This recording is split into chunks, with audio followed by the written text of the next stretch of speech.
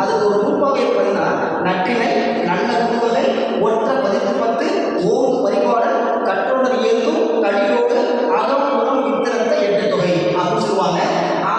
அதுக்கு பேர் எட்டு தொகை நூல், சங்கேதி நூல் எட்டு தொகை நூல் சொல்லுவாங்க.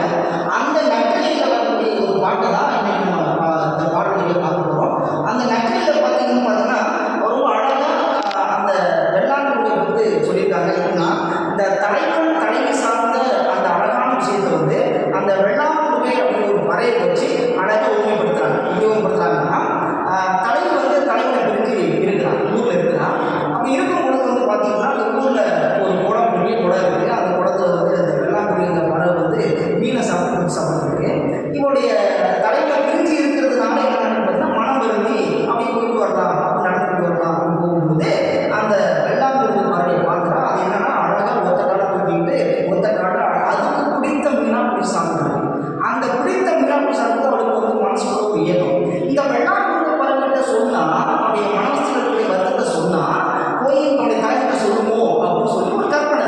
அந்த கற்பனையில் போய் அந்த வெள்ளாங்குடிகிட்ட பேசுகிறான். என்ன பேசுகிறான்னா, என் வெள்ளாங்குடி பறவையே நீ என்ன பண்ணு, நான் என்னுடைய மனம் முழுக்க வருத்தமாக இருக்கிறேன், என்னுடைய வருத்தத்தை போய் என் தலைவன் போய் சொல்லுவியா அப்படின்னு சொல்கிறான். ஆனால் அந்த பறவை பேசுமா பேசாதான்னு தெரியாது. ஆனால் தன்னுடைய வருத்தத்தை அதில் தெரிவிக்கிறான். எப்படி தெரிவிக்கிறான் அப்படின்னா, உனக்கு பிடித்த மீனை நீங்கள் சாப்பிட்றேன் இல்லையா, அது என்னன்னா கெடுதி மீன் சொல்லுவாங்க. அந்த கெடுதி மீன் இருக்குன்னா சினை கொண்ட மீன். அந்த வெள்ளாங்குடி பறவை பிடிச்சி சாப்பிட்ற மீன் எது பார்த்தீங்கன்னா கெடுதி மீன், அது சினை கொண்ட மீன். அதுக்கு அந்த மீனாக பார்த்து போய் சாப்பிடுது அந்த பறவை.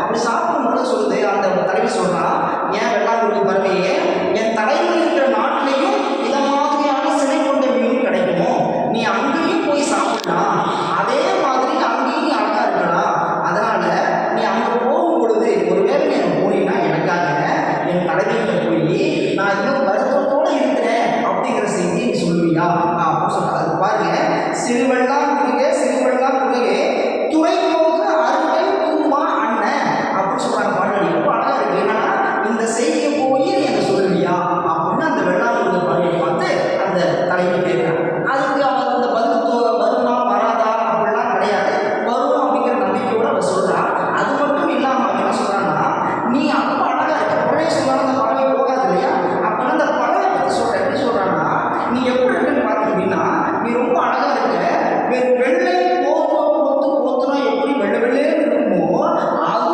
போல நிறம் கொண்டு இருக்கிறாய் அப்படின்னு அந்த வெள்ளாங்குடி பறவை புகழ்ந்து ரொம்ப சொல்றான். அதுக்கு ஒரு பாட்டு வச்சுருங்க, சினை கழித்து ஆகி அவரும் பெயரி அணை அன்பினையோ ஒரு பறவையோ ஆண்கள் தீர்மன் நீங்கள் பறக்கும். என்ன சொல்றான்னா, இதை மாதிரி நீ அழகான பறவை இருக்கும் பொழுது இதே மாதிரி அழகோடு பறந்து போய் என் தலைவர்கிட்ட என் வருத்தத்தை தெரிவிப்பாயா அப்படின்னு அந்த வருத்தத்தை ரொம்ப அழகா மென்மையா அந்த சிறுவெள்ளாங்குடிங்கிற பறவையிட்ட போய் அவர் தெரிவிக்கிறார். அதான் பாருங்க, கழனி நல்ஊர் மகிழன், என் தலைவர் எங்க இருப்பானா அந்த ஊர்லேயும் கழனி நிறைந்த இடம் இருக்கு, அந்த இடத்துல வாழும், அவனை பார்த்து சொல்லு அப்படின்னு அந்த சிறுவெள்ளாங்குடி பறவைகிட்ட போய் அவன் முழுக்க தன்னுடைய ஆதங்கத்தை கூட்டிட்டு இருக்கிறான். அதுதான் சொல்றாங்க சிறுவெள்ளாங்குடியே.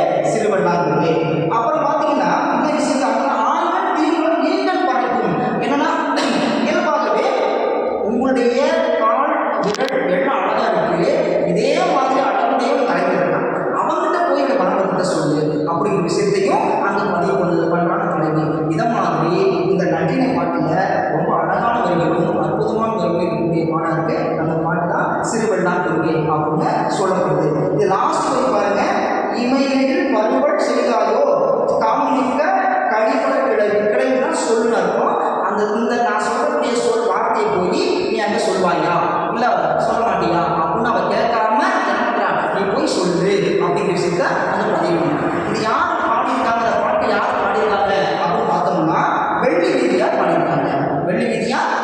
ரொம்ப அழகாக அற்புதமாக பாடியிருக்காங்க. சரிங்களா? அதுதான் எட்டு தொகையில் நற்றினையில சிறுவெள்ளாங்குடியே அப்படிங்கிற பறையை உங்களுக்கு பார்க்கக்கூடியதாக தலைவர் தலைவர் சொல்ற மாதிரி இந்த நிகழ்ச்சி அமையுது. இதை தான் என்ன சொல்றாங்கன்னா நற்றினை சொல்றாங்க. நன்றி.